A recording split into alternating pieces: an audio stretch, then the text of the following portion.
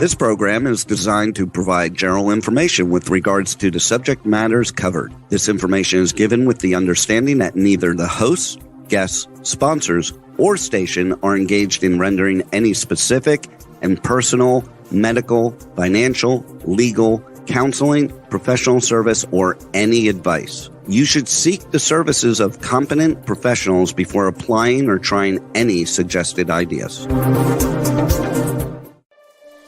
Magazine publisher and entrepreneur Judith Mancini is sharing captivating conversations with experts in their field about the latest trend in our ever-changing world to help you become healthy, wealthy, and wise. Judith Mancini Today will spark your interest and inspire you to lead your best life ever. And now, here's Judith.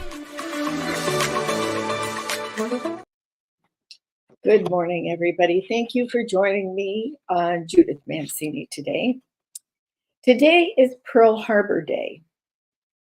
I doubt, and I'm fairly certain, that the younger generations don't even know what this is. My generation, of course, knows the significance of the date. We still remember many of our fathers, uncles, and even some brothers who ran to the military recruiting offices to sign up to protect their country. As in any war, many of them did not return. And as in any war, many of them returned with PTSD, which at that time, nobody even thought about. How many people will and would run to the defense of our country today? Today, we have men and women in the armed forces. Back in World War II and the other wars, of course, we did have a lot of medical staff, nurses, and all from the female side of things. But now you can even be in the defense of the country. And according to the FBI and probably other government organizations like the CIA, if they're looking at any of the intelligence, they're coming up and telling us this is the highest alert ever for terrorism since 9/11. That's not good, people. So how many people would do that today? That's what I want you to ask when you're in conversation with others and see what they think. Our country no longer has borders. So far, this year has seen more than 2.5 million people come across, illegal people come across. And they're not just coming from Mexico. Yes, we have the cartels, and that's a huge problem for us with the drugs. But they're also coming from other countries, mainly Central and South America, but they're also coming from Africa as far away as China. China, why do you think these people are coming from China? They're mostly single men, unaccompanied by anybody except their rollerball suitcases, and they're very well dressed in clean clothes. They don't look like they were traveling and fleeing anything. So are they on the terror watch list, or are they just sneaking into the country so that the CCP can do something drastic to us? You know, there has already been a couple of Chinese people that have been thrown out of our country that had even infiltrated Congress. One had a Chinese mistress and another one had a driver. And those people were found to be members of the CCP, the Chinese Communist Party. So what secrets did they get when they were here? One was a woman, one was a man. What do you think they were able to ascertain as they were undercover, and one of them literally under the covers? What do you think they stole from our country by what means of security and weapons and whatever they're talking about in Congress? It's a crime. Nothing happened to these people who hired them. All right, so ask yourself, what are we going to do about this terror threat? Do you feel safe? Are your children safe? I think not very. The other thing that happened recently, yesterday, as a matter of fact, was another mass shooting. This time it was on the University of Las Vegas. 3 people were killed, many wounded. We're not even sure how many were wounded because everybody hasn't come forward. You know who did the shooting? I heard on the news this morning, a professor who was not hired or rehired. I'm not sure which it was. A professor. You cannot trust anyone these days. You send your kids off to college and there's mass shootings. It's unbelievable, and I'm tired of it. I'm sure you are all tired of it, and this should not be happening in our country. And the protests. Remember how many protests there were by BLM, and they burned buildings down and all? And then along came January 6th, where peaceful people went into the Capitol building, which is the public's, our citizens' house, the Capitol building. Something is out of whack here in the United States. What about the ones now that are protesting and creating problems about Save Palestine and anti-Semitism for the Jews? This is unbelievable. There are thousands of them marching, and nobody is doing anything about it. It's not right. Why are these people in these Ivy League universities encouraging this? Where the kids have to lock themselves in their rooms or in the restrooms, hide under their desks. This is tragic. Our country is falling apart. We're in a very precarious position. But I want to move on from that to why women are silent now. I don't understand this. The worst atrocities I've ever seen, other than the Holocaust, are happening to women. Rape should be a war crime. Where is the Red Cross looking for these hostages? Where are they looking to see if they're being treated fairly, according to the Geneva Conference? No, Hamas is not a real military for a real country. It's a terrorist group. So the terrorists basically don't need to let the Red Cross in. But where are they? We want to know. Of over 130 some people that are still hostages. Are they treating them all right? We already know that some that got out of captivity and were exchanged in prisoner swaps for, once again, many, many Palestinian people who have committed atrocities for one hostage. The scales are not even here. We should be crying out about that. But what we should really be speaking out, and I'm embarrassed to say that women have been very quiet on this, the rape and other atrocities that have happened to women by Hamas, the mutilation, the rape by many, many men. You've seen the pictures of the women that are bloody and screaming and crying, thrown into the back of cars. Do you know what the mother said of this poor woman who was raped repeatedly in every orifice of her body? Do you know what the mother said when she found out that her daughter had been beheaded? Thank God she's not suffering anymore. I can't even believe that. I think about my daughter. I think about my granddaughter, my friends, my Jewish friends that are looking at this and wondering where their relatives are and why they can't be released. Now that a few of these hostages are coming back, they're starting to speak out. This has to stop. So where are you, women? You want to burn your bra? Go right ahead. You're a fool.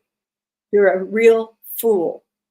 This could happen in our country. It could happen in any country with these horrible terrorists. So get up off your fat back end and get out there and talk to your friends, call your congressman, your senator, your aldermen, whatever. You call people in government and demand that we do something. We've gone after terrorists before. SEAL Team 6 were heroes. They got people released and they also captured the bad guy. It's not right. So please, stop being silent on this one. Open your mouth, speak out. Whether you're at a cocktail party or anywhere else, quit being afraid that you might lose a friend. That person was not a friend. They weren't a friend of anybody. There was a reason they put all God's creatures are created equal in the Constitution, the Declaration of Independence. You can't be silent anymore. All right, well, let's move on to something a little happier. Besides being Pearl Harbor Day, it's the first day of Hanukkah. This is a holiday that my Jewish friends celebrate, but as with Christmas, I don't think there will be too many huge and happy celebrations. Hanukkah is the festival of light, and it starts at sundown in all the different countries across the world because sundown is at a different time. So we are even different in the Pacific Coast as they are in the East Coast. So it's the festival of lights, and it signifies and celebrates the rededication of the temple in Jerusalem. Don't forget, the Jews have been in that area for all of eternity, practically. They were the chosen people. This land was given to them. It was taken away from them, and they are trying to live at peace. You know, under the last administration, there were the Abraham Accords, and there was a sign of peace and living together side by side. Unfortunately, this hasn't happened. And the atrocities of October 6th cannot be erased from our minds or those of my Jewish friends just because we want to move on. This will not be a happy Hanukkah for many people. But as they're celebrating, trying to keep it for the children, we must always remember the children and try to normalize their lives. They will be celebrating with their menorah.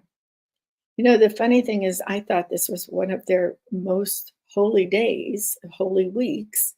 But as I was doing my research, I found out that this isn't even mentioned in the Torah.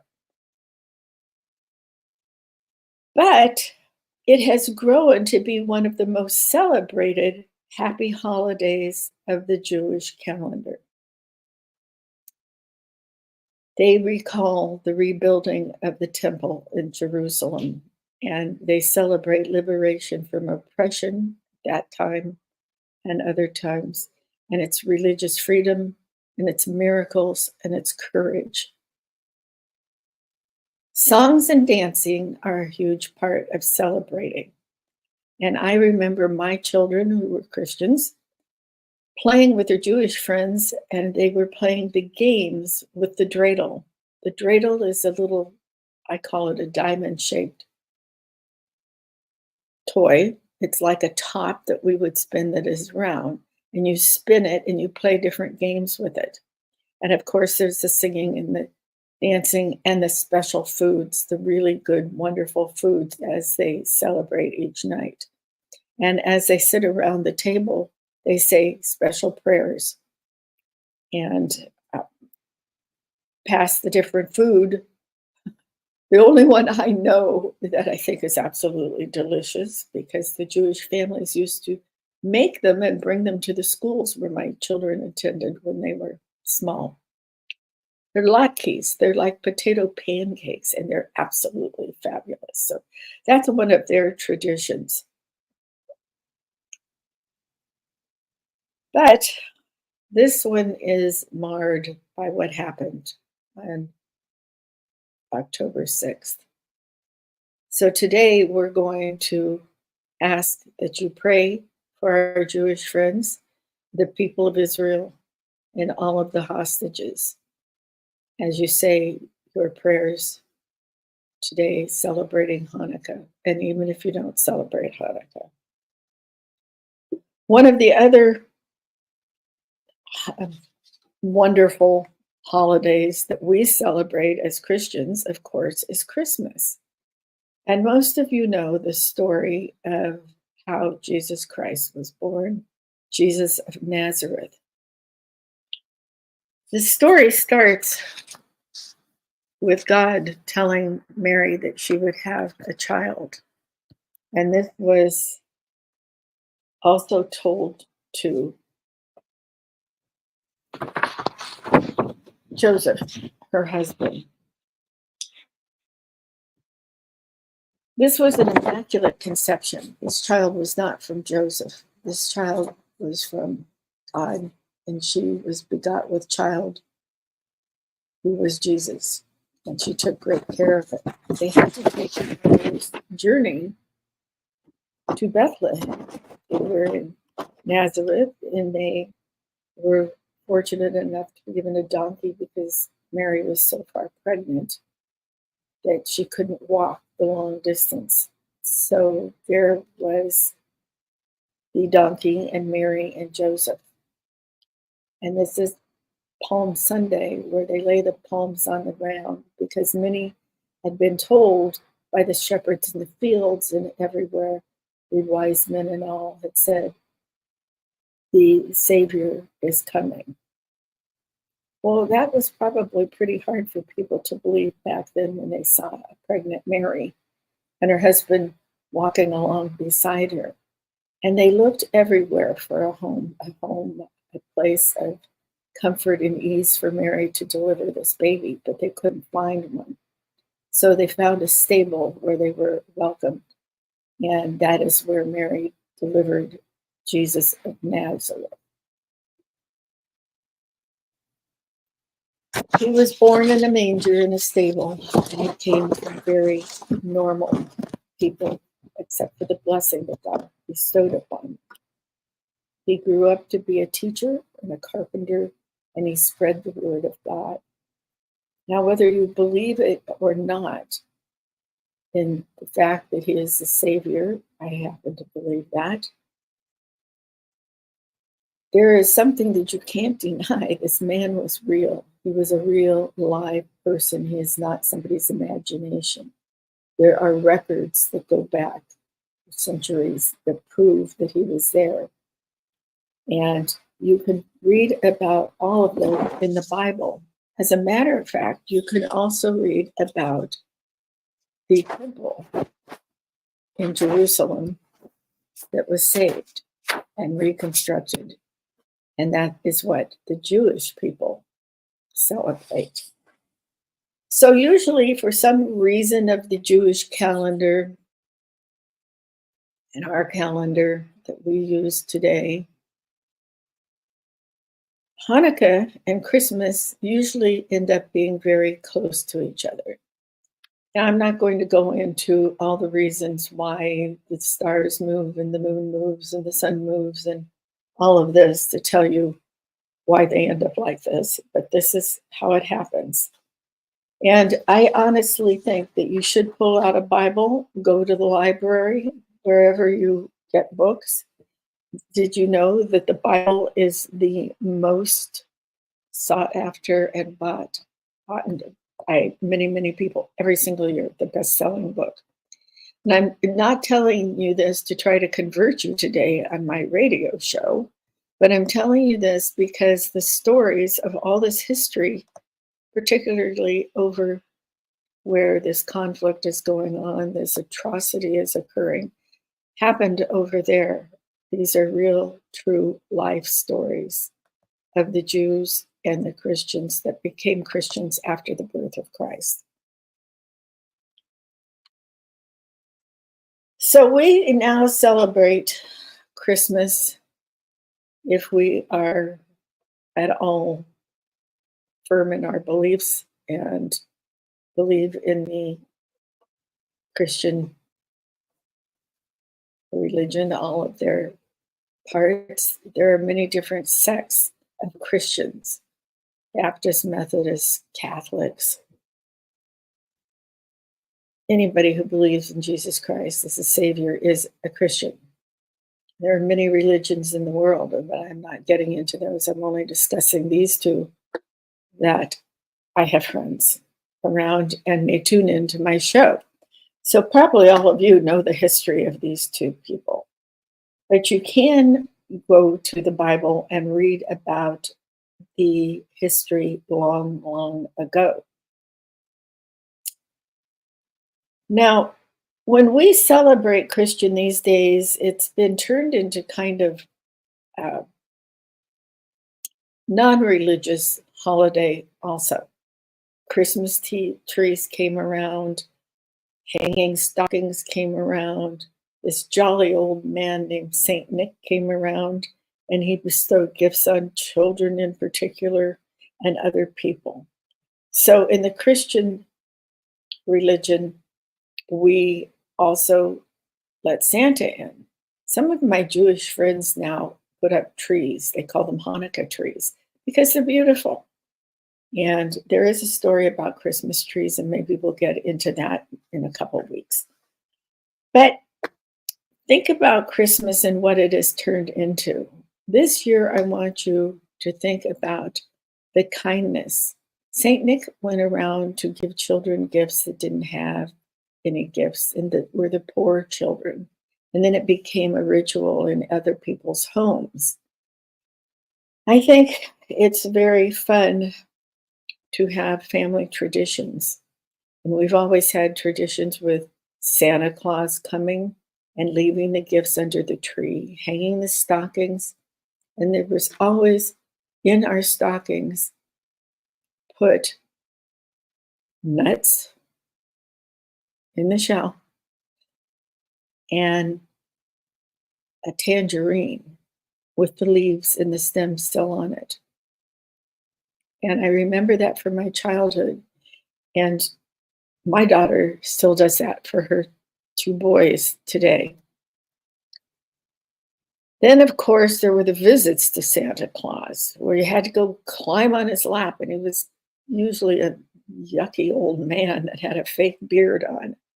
Now they have more authentic Santas that have their own jolly old beard and their long white hair. And children don't necessarily have to sit on his lap. They can stand next to him or whatever. And how many pictures have you seen of our generation yelling and screaming on Santa's lap because they were afraid? Why do we torture our kids for something that's supposed to be fun? Crazy, isn't it? But we always had a traditional dinner, what we call a traditional dinner. We had the roast turkey. In the UK, it was always the goose. And perhaps that tradition came from Dickens' A Christmas Carol. If you haven't read A Christmas Carol, and probably some of you have because of studying literature in school, A Christmas Carol tells the story of a man who was very penurious and was not too giving even with kind words. So it tells his story, and he falls asleep and he is visited by three ghosts. I'm not going to tell you any more about it because I'm encouraging everybody to read these days because there's not enough reading going on. So go to the library, check it out, go buy it. I'm sure it's online or Amazon or something. Borrow your mother's. She probably has a copy. Dickens is an author that I've always enjoyed reading because he told what it was like back in the day in Britain, in England, in jolly old England, for the people who were not the aristocracy. And it's quite fascinating. So you could go read about that too. You know, there's an old song called O Tannenbaum. Christmas trees were in Germany a long time before they were anywhere else. There is a collection, a wonderful collection of Santa Clauses that come from all the different countries. If you can find one, that would be fun to look at. Maybe there's a museum that has figures of all the different countries' Santa Clauses that celebrate with your tradition and your heritage. So there was also a lot of competition between grandmas and mothers and who made the best stockings for the kids. Or maybe they just bought them at the store. As the kids grew older, it was always, shh, don't tell your little brother. Don't tell your big brother. Don't let him know that you still believe in Santa Claus.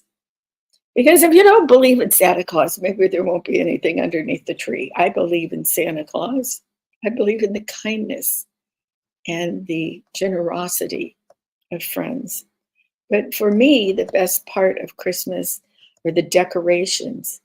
And I have not been to Europe during the Christmas period, but I understand it is absolutely amazing to visit Germany or Austria or England, the UK, during these times with all the wonderful decorations. We have sort of gotten away from the decorations in the United States celebrating. And this is just Christmas with Santa Claus being a secular holiday. This is a little bit crazy to me. When we were growing up, our generation, they would decorate all of the windows of the major department stores. And you would have figures that would be moving and waving, and each one would tell a story. Sometimes they would tell the Dickens story and you would see the ghost floating around. Or sometimes they would just tell the story of the night before Christmas with Santa Claus coming down the chimney. All sorts of different things. And the lights, there's a tradition to hang Christmas lights on your homes. And then the competition between people putting the lights on their house and the decorations in the yard became outlandish. So there was one man close to my daughter's school,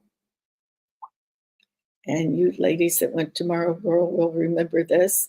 There was a man who decorated Rose Bowl parade floats, and he would always decorate his house to the point when finally the neighbors thought it was so bright and so many cars coming by, they put a legal restriction on him to cut back on his decorations.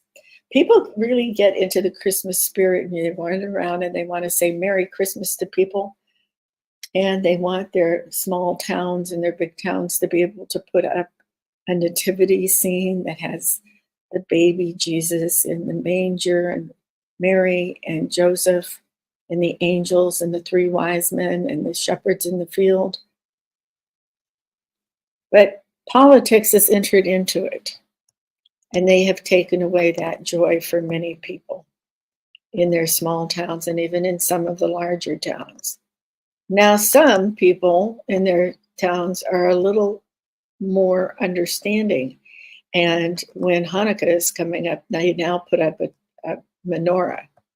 A menorah is the candelabra that has the 8 candles in it. So I actually think it has 9. It has one in the center that I'm not sure what the significance is, except maybe the final battle and restitution of the temple. I will have to explore that. I didn't come across it in my research this time. So what I want you to do is remember what Christmas and Hanukkah are celebrating. Remember to be kind to your friends and say Merry Christmas and Happy New Year. If somebody gives you a bad luck, just walk away. Don't get in an argument with them. We have to learn to walk away during these caustic times because anything can set anybody off at the slightest remark. It's a horrible thing to know that. But for me, I want to say Merry Christmas and Happy Hanukkah.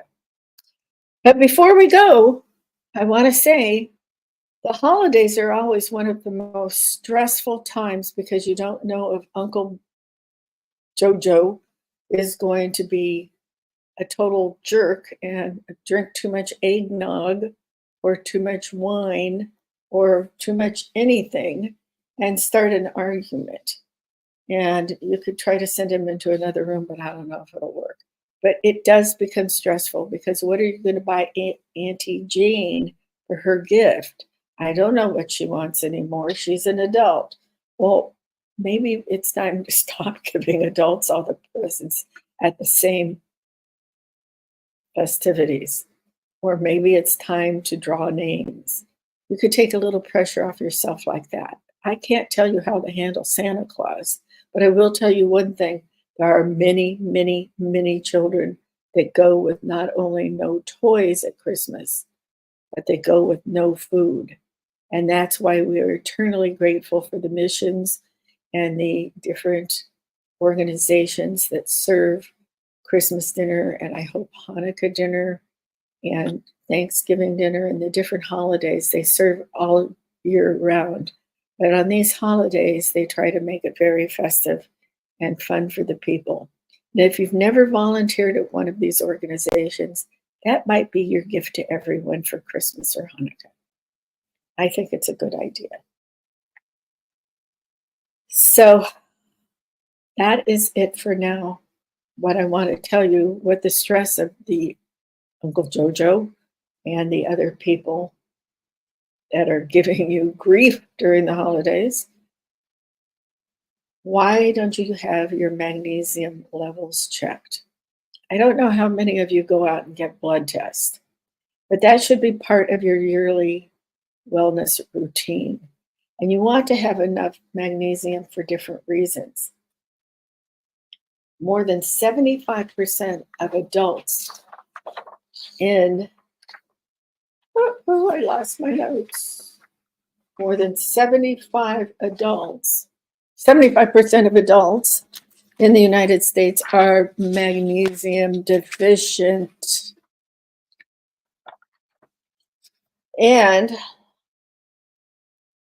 magnesium is one of the most important minerals in your body because it controls all sorts of different systems in your body. There's a long list: your nervous system, your heart, your bones, your leg cramps when you're out running, all sorts of things.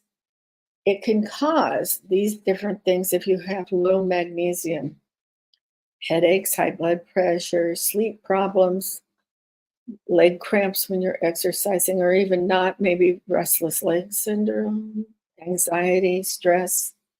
And who's most likely to be deficient? Anybody over the age of 65. Now, I know I have some 40 and 50-year-olds that listen to me. I want you to get your blood tested too, but have your minerals and things checked. So check your magnesium and see if it's low, because it can also cause problems with your digestive system and all other things. So what I want you to know is if you have a really bad deficiency, you can have an easier path to acquiring autoimmune diseases. And if you think you have an autoimmune disease, you definitely need to have your blood checked, but you definitely need to have your magnesium checked. Some of the causes of having low magnesium is, of course, your age over 65, as I just said. But it could be that you drink too much alcohol, and I'm saying you have a problem with your alcohol intake, and that could cause low magnesium. celiac disease, which is gastrointestinal and diarrhea, if you've had gastric bypass surgery, if you have kidney disease, inflammatory bowel disease, IBD, more and more people are suffering from these things. And that, I think, and I'm not a doctor, talk to your own doctor and get your own labs done. I think one of the reasons people have so many problems with their gastro system is because they're getting most of their vitamins from the food they eat. They think if they eat a healthy diet, they get enough vitamins and minerals. But I'm here to tell you that the way our food is made, now I'm not some kind of health nut. I'm just telling you, you can figure it out for yourself.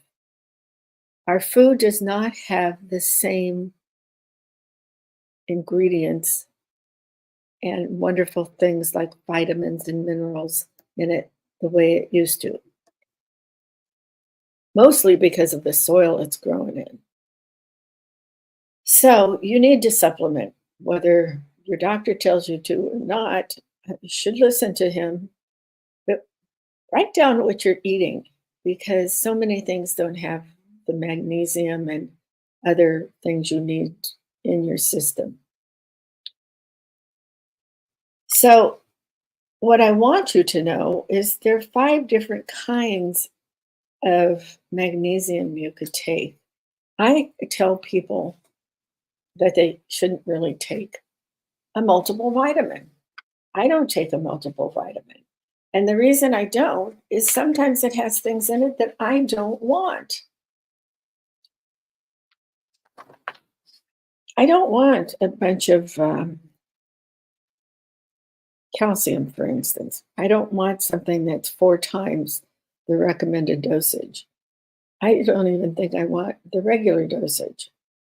Well, you'll say you might get osteoporosis, and you can, but it can also cause hardening of the arteries. So you have to balance these things out. Having low magnesium levels can also cause high blood pressure, osteoporosis. They tell you to take magnesium and calcium together. One is supposed to counterbalance the other. You might want to learn more about that. It could cause you migraines, type 2 diabetes, coronary artery disease, and stroke. All those things can be caused by low magnesium. I also saw that it can cause abnormal eye movements, muscle cramps, tremors.